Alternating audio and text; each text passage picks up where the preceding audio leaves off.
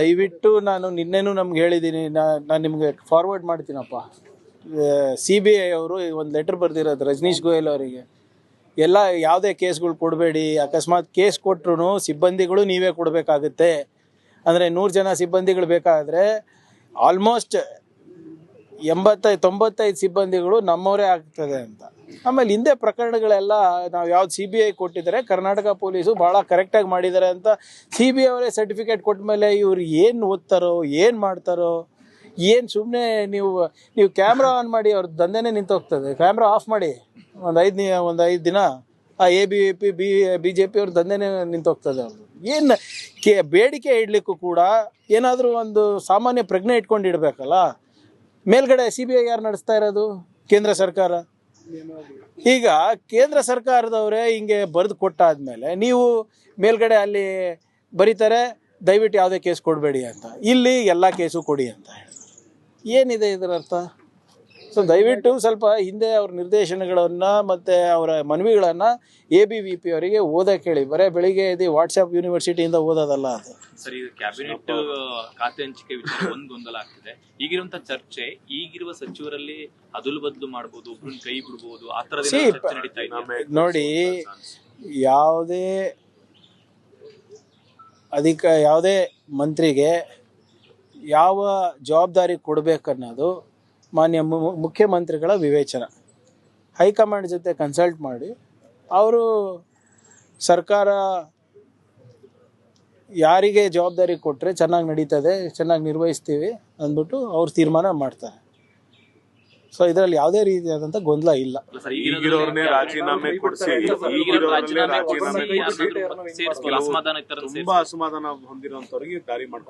ನೋಡಿ, ನಾನು ಮೊನ್ನೆ ಕೂಡ ಇದೇ ಹೇಳಿದ್ದೀನಿ. ನಾವು ಸುಮಾರು 140 ಜನ ಇದ್ದೀವಿ. 33 ಹುದ್ದೆಗಳಿದೆ. ಎಲ್ಲರಿಗೂ ತೃಪ್ತಿಪಡಿಸೋದು ಭಾಳ ಕಷ್ಟದ ಕೆಲಸ. ಸಾಮಾಜಿಕ ನ್ಯಾಯ ಕೊಡೋದು ಕಷ್ಟದ ಕೆಲಸ, ಪ್ರಾದೇಶಿಕ ಪ್ರಾತಿನಿಧ್ಯತೆ ಕೊಡೋದು ಕಷ್ಟದ ಕೆಲಸ. ಆದರೂ ಕೂಡ ಎಲ್ಲರೂ ಸೇರಿ ಒಂದು ಪ್ರಾಮಾಣಿಕ ಪ್ರಯತ್ನ ಮಾಡಿದ್ದಾರೆ. ಅದಾದಮೇಲೂ ಕೂಡ ಅಕಸ್ಮಾತ್ ಹೈಕಮಾಂಡಿಗೆ ಅನಿಸಿದ್ರೆ ಪ್ರಿಯಾಂಕ್ ಖರ್ಗೆ ರಾಜೀನಾಮೆ ಕೊಟ್ಟು ಪಕ್ಷದ ಕೆಲಸ ಮಾಡಬೇಕು ಅಂದರೆ ಎಲ್ಲರೂ ಬದ್ಧರಾಗಬೇಕಾಗ್ತದೆ. ನಾನು ಬದ್ಧನಿದ್ದೇನೆ ಅದಕ್ಕೆ. There is no going back on what high command intends to do. ಆಯಿತಾ? ಈಗ ನೀವು ಇಲ್ಲ, ಒಂದು ನಿಮಿಷ ಅಭಿಯವರೇ, ನಾನೇನು ಹೇಳ್ತಾ ಇದ್ದೀನಿ ಅಂದರೆ ಪಕ್ಷ ನಿರ್ಧಾರ ತಗೊಳ್ಳಿ. ಯಾರಿಗೇನು ಜವಾಬ್ದಾರಿ ಕೊಡಬೇಕು. ನನಗೆ ನಾಳೆ ಪಕ್ಷದ ಜವಾಬ್ದಾರಿ ಕೊಡಬೇಕು ಅಂದರೆ yes, I have to take it up. ಈಗ ಪಕ್ಷದ ಆಶೀರ್ವಾದದಿಂದ, ಜನರ ಆಶೀರ್ವಾದದಿಂದ, ನಮ್ಮ ಕಾರ್ಯಕರ್ತರ ಆಶೀರ್ವಾದದಿಂದ ಇವತ್ತು ನಾನು ನಿಮ್ಮ ಮುಂದೆ ನಿಂತಿದ್ದೀನಿ. ನನಗೆ ಇಲ್ಲಪ್ಪ ಸಾಕಾಯಿತು, ನೀನು ಈಗ ಪಕ್ಷದ ಕೆಲಸಕ್ಕೆ ಹೋಗು ಅಂದರೆ I have to do it. There is no choice. ಎಲ್ಲರಿಗೂ ಅನ್ವಯ ಆಗ್ತದೆ, ನನಗೂ ಅನ್ವಯ ಆಗ್ತದೆ, ಯಾರಿಗಾದರೂ ಅನ್ವಯ ಆಗ್ತದೆ. ಆಮೇಲೆ ಅದರಲ್ಲಿ ಅಸಮಾಧಾನ ಪಡುವಂಥ ಯಾವುದೇ ಇದು ನನ್ನಲ್ಲಿಲ್ಲ. ಲೇಟೆಸ್ಟ್ ಎಕ್ಸಾಂಪಲ್, ಈ ಕೃಷ್ಣಪ್ಪ ಅವ್ರ ಮನೆಗೆ DK ಅವರು ಹೋದ್ರು, ಹರಿಪ್ರಸಾದ್ ಅವರು ಹೋದ್ರು, ಸುರ್ಜೇವಾಲಾ ಅವರು ಹೋದ್ರು. ಅವ್ರು ಹೇಳ್ತಿರೋದು ತುಂಬಾ ಕ್ಲಿಯರ್ ಇದೆ, ನಾವು ಮಿನಿಸ್ಟರ್ ಕೊಡಬೇಕಿತ್ತು, ಕೊಟ್ಟಿಲ್ಲ. ಮುಂದಿನ ದಾರಿ ನಮಗೆ ಗೊತ್ತಿದೆ ಅಂತ ಬಹುತೇಕ ಮಾತಾಡೋರೆಲ್ಲರೂ ಕೂಡ ಮುಂದಿನ ದಾರಿ ನಮಗೆ ಗೊತ್ತಿದೆ ಅಂತ ಪರೋಕ್ಷವಾಗಿ ಹೇಳ್ತಿರೋದು. ನಾವು ಇಂಡಿಪೆಂಡೆಂಟ್ ಆಗೋ ಅಥವಾ ಬೇರೆ ಪಾರ್ಟಿ ಜೊತೆ ಹೋಗ್ತೀವಿ ಅಂತ. ಇದು ನೋಡಿ, ಯಾರು ಏನು ಹೇಳ್ತಾ ಇದ್ದಾರೆ ಅದಕ್ಕೆ ಬೇರೆ ರೀತಿಯಾದಂಥ ಅರ್ಥ ತಾವು ಮಾಧ್ಯಮದವರಾಗಲಿ ಅಥವಾ ನಾನು ಪಕ್ಷದ ಕಾರ್ಯಕರ್ತನಾಗಲಿ ನಾನು ಹೇಳೋಕ್ಕಾಗೋದಿಲ್ಲ. ಅದೇನೇ ಇದ್ರೂ ವರಿಷ್ಠರಿದ್ದಾರೆ, ಅವ್ರು ತೀರ್ಮಾನ ತಗೋತಾರೆ. ಕೃಷ್ಣಪ್ಪ ಸಾಹೇಬ್ರ ಅನುಭವನೂ ಬೇಕು ನಮಗೆ, ಪ್ರಿಯ ಕೃಷ್ಣ ಅವರ ಯುವ ಉತ್ಸಾಹನೂ ಬೇಕು ನಮಗೆ.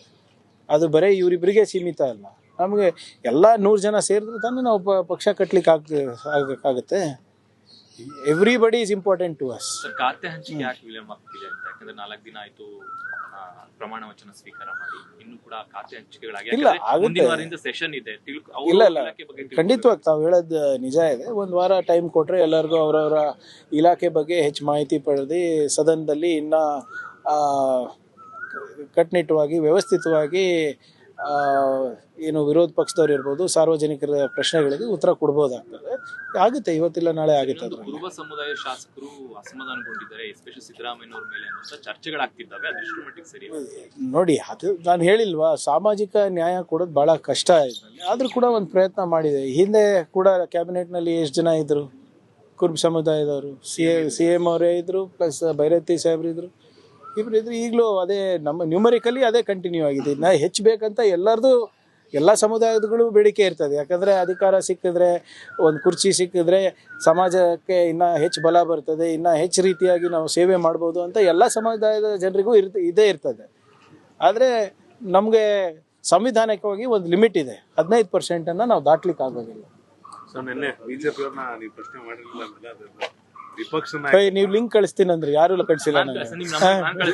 ವಿಪಕ್ಷ ನಾಯಕರು ಆಡಿಯೋ ನೀವ್ ಇಟ್ಕೊಂಡಿರೋ ಬದಲು ಗೃಹ ಸಚಿವರು ಕೊಟ್ರೆ ಅವ್ರು ಅದನ್ನ FIR ಮಾಡಿಸ್ತಾರೆ, ಅದನ್ನ ಫೋರೆನ್ಸಿಕ್ ಕಳಿಸ್ತಾರೆ ಅಂದಾಗ ಅವ್ರು ಒಂದು ಹೇಳ್ತಾರೆ, ಸರ್ ನಾನೇ ತಗೊಂಡೋಗಿ ಕೊಟ್ಟು ಅವ್ರು FIR ಮಾಡಂಗಿದ್ರೆ ಅವ್ರು ಯಾಕೆ ಗೃಹ ಸಚಿವರು ಆಗ್ಬೇಕು? ಈಗಾಗಲೇ ಸಾಮಾಜಿಕ ಜಾಲತಾಣದಲ್ಲಿ ಬಂದಿದೆ, ಸುಮೋಟೋ ತಗೊಳ್ಳಿ, ಆಮೇಲೆ ನೀವು ಬ್ರದರ್ ಅಂತ ಹೇಳಲ್ಲ, ಅವ್ರು ಕರೆಕ್ಟ್ ಆಗಿ ಗೃಹ ಮಂತ್ರಿ ಕೆಲಸ ಮಾಡಿದ್ರೆ ನಾನು ಬ್ರದರ್ ಅಂತ ಒಪ್ಕೊಳ್ತೀನಿ. ಆಯ್ತು, ಸೋಮೋಟೋ ಅಂದ್ರೆ ಅವ್ರು ಹೇಳಿರೋದಕ್ಕೆಲ್ಲ ನಾನು ಸೋಮೋಟೋ ತಗೊಳಕ್ ಹೋದ್ರೆ ಆಯ್ತು, ಇಲ್ಲದ್ರೆ ನೀವೆಲ್ಲ ಹೇಳಿದ್ಕು ಸೋಮೋಟೋ ತೊಗೊಳಕ್ಕೆ ಹೋದರೆ ನಂದು ಅದೇ ಕೆಲಸ ಆಗ್ತದೆ. ಈಗ ಸೋಮೋಟೋ ಯಾವಾಗ ತಗೋತೀವಿ ಅಂದರೆ ಯಾವಾಗ ಪ್ರಕರಣಗಳು ಗಂಭೀರವಾಗಿದೆ ಅಂತ. ಈಗ ನೀವು ನಿಮ್ಮ ಪ್ರಕಾರ ಗಂಭೀರವಾಗಿದೆ, ನಾವು ಪರಿಗಣಿಸ್ಬೇಕು ಅಂದರೆ ಕೊಡಿ ನಮಗೆ, ಯಾಕಂದರೆ ಸೋರ್ಸ್ ನಿಮ್ಮ ಹತ್ರ ಇದೆ ಅಲ್ಲ. ಈಗ ಸೋಮೋಟೋ ತಗೋತೀನಿ, ನನಗೇನಿಲ್ಲ, ಬಟ್ ಅವರೇ ಬರೋ ಸೋರ್ಸ್ ಕೊಡಬೇಕಲ್ಲ ನನಗೆ, ಯಾಕಂದರೆ ಅವ್ರು ಬಹಿರಂಗ ಮಾಡಿದ್ರು. ನಿಮ್ಗೆ ನೆನಪಿದ್ರೆ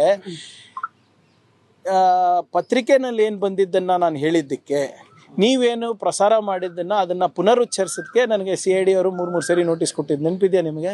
PSI ಗಣದಲ್ಲಿ what was showcase telecast and broadcasted ಅದನ್ನು ಹೇಳಿದ್ದಕ್ಕೆ ನನಗೆ ಇದು ಕೊಟ್ಟರು.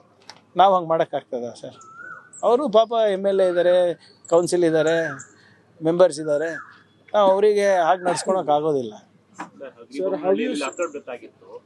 ನೋಡಿ, ಆಗಲೇ FIR ಅನ್ನು ನಾವು ದರ್ಜ್ ಮಾಡಿದ್ದೀವಿ. ಅದು ಲಾಕಪ್ ಡೆತ್ ಅಥವಾ ಇಲ್ಲ ಅಂತ ಮೇಲೆ ನೋಡಿ, ಅಂದರೆ ಅಲ್ಲಿ ಅವ್ರು ಏನು ಹೇಳ್ತಾ ಇದ್ದಾರೆ ಅಂದರೆ ಅವ್ರ ಮೇಲೆ ಹಲ್ಲೆ ಮಾಡಿದ್ದು ನಿಜ, ಅದು ಆಗಬಾರ್ದು.